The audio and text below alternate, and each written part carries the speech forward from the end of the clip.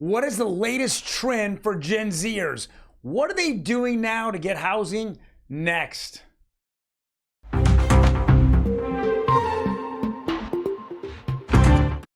Yes, we're going over that article as well as what were the pending sales month over month, year over year in October. And we're going to go over, yes, the builders numbers really in depth today, all next on Real Estate Daily. Welcome, everyone. My name is Troy, and every day we go over the latest news in real estate, housing, and the mortgage markets. Now, before we jump into it, do me a favor, hit that subscribe button. Boom, boom, boom. Yes, we're trying to build the channel. I'm going to give you the best 5 to 10 minutes in real estate on a daily basis. Guys, let's jump right into it. What are Gen Zers doing? Well, this is what we continue to see. I've already had several of my clients, and this is what they're doing. They're renting rooms out now. They're going in there and saying, okay, from $700 to $1,200, I get a room in a house. And then there's common area, which is your front room, and then you have common area as a kitchen. But they have a room to themselves for about $700-800, if not up to $1,200, depending on the area itself. Now, if you're a landlord, this is very lucrative because you can make more money by renting out rooms. The downside of this, of course, is that you have to have everyone get along, and you got to have everybody on the same page. Meaning, I can't have one room with a boyfriend in it and they're making noise, blah blah blah, or significant other making noise. You got to be able to set rules and then enforce them to have a coherent and harmonious, rental house. If not, this turns into a complete nightmare, and then you're looking at, evicting one person, and it's a nightmare. But Gen Zers are now, unfortunately, like I said, are embracing this. Now, is it better than living at home with mom and dad? Yeah, but to a point, if I could save $1,000 a month, I would then save it and apply it towards building that little nest egg so I can buy a house in the future. So here's something that I continue to see.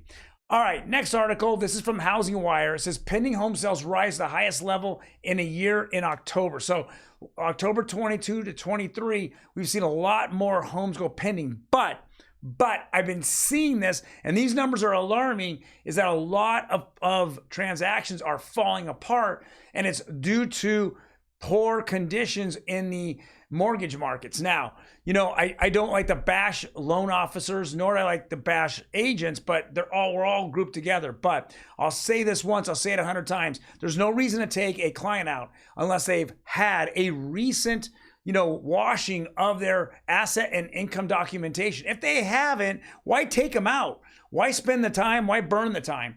If I'm driving them around aimlessly, and then they had gotten pre-qualified a month ago when rates were 6.5, and then I get them in escrow, and now it's at 7.5. Now they're freaking out and they're walking away.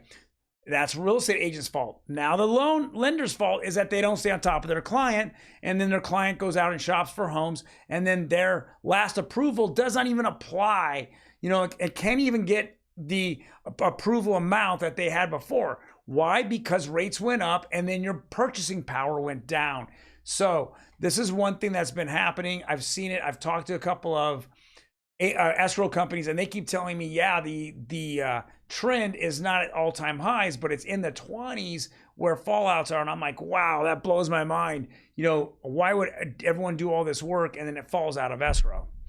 All right, guys. Well, let's go over this as well. This is Peter St. Onge, and we're going to look at a guy named Charlie Baleo. A lot of you might know who he is. He's a very popular economist, and he just sees this whole housing market, new home builds are really pumping the brakes. Now, I always say this is seasonal.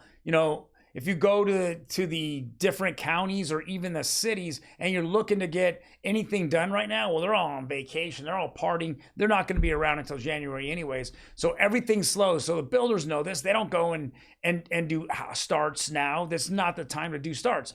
January, February, we keep seeing that bump go up significantly. Right now, it's not. So these numbers for the next 2 months are going to show badly. The confidence, is there. So it says, let's go read what Charlie Baleo says. The U.S. housing market index moved down again in November, indicating another sharp decline in home builder confidence. Now, home builders are only 9% of the entire market. Resale is 91%. So let's go put this in perspective. It's a very small part, yet I know that a lot of agencies out there, social media outlets or media outlets will go, oh, the housing market's collapsing.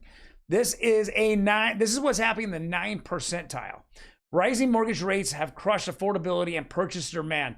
36% of builders reported cutting prices, average of 6%, the highest percentage in the current cycle. Well, yes. Okay, market's hot. We're seeing price cuts, and typically those price cuts are for, either homes that will be built in the next 30 days or standing inventory, which means I can walk in and buy a house immediately from a builder. Those have always traditionally been discounted because they need to get somebody in right away because they're paying for the land, they're paying for all the utilities, they're paying for the labor costs, the holding costs. It goes crazy. So the easiest way, if I can break even, is just to get it and pop it out. This is a great time. I keep saying this over and over. The best time to buy is when no one's buying because you have no competition, and then you can get these discounts on homes. Now watch, everyone's going, I want to wait till February or March or April. Well, then when the market gets hot, what happens then? Everybody piles in. Interest rates are going to go down, according to a lot of analysts out there, in the first or second quarter of next year, and everyone piles in. And next, you're bidding way over asking price for those homes, and it doesn't make any sense. But here's some more good news. Where are interest rates? And guys, hit that like button because this is fantastic news. Yesterday, 30-year conforming went down 9 basis points to 7.3. And then we had FHA drop 10 basis points to 7.11. Now, today we also saw a 10-year bond go down, even float down a little lower. Hopefully that will reflect today in a slight lowering. We'd love to see FHA, at under 7.10. That would be fantastic. So we're looking at 18 and a half drop on 15-year conforming. It should be a lot lower. This is a ridiculous number. No one's going to do 15 years at 6.8. It's just stupid. Jumbo is still higher than conventional. It was pretty flat yesterday, but this number is ugly fluctuation. It's just, and again, I emphasize that if you're working with a lender, your lender means everything. You've got to be able to have the trust in them that when you get into escrow, they lock it on the correct day. I am telling you now, they can tell you everything's great, everything's fine, but when you look at the numbers, go follow the 10-year bond. If the 10-year bond is dropping, that means interest rates are dropping. If the 10-year bond rises, it means interest rate. Now, I get that it's a crapshoot. Every day is different. I understand that. But there's a lot of forecasters out there amongst the mortgage companies that give your loan officers, guidance on when to lock and when not to lock. So I just want to keep that in mind. Not every real estate agent is made the same, and not every lender is made the same as well. Well, guys, thank you very much for joining me. I really do appreciate it. It is a Friday. You guys have a safe weekend, and I will be back Monday, which will be a holiday week. We're going to see Thursday and Friday, at least Thursday, Thanksgiving. Can't wait, guys. You take care.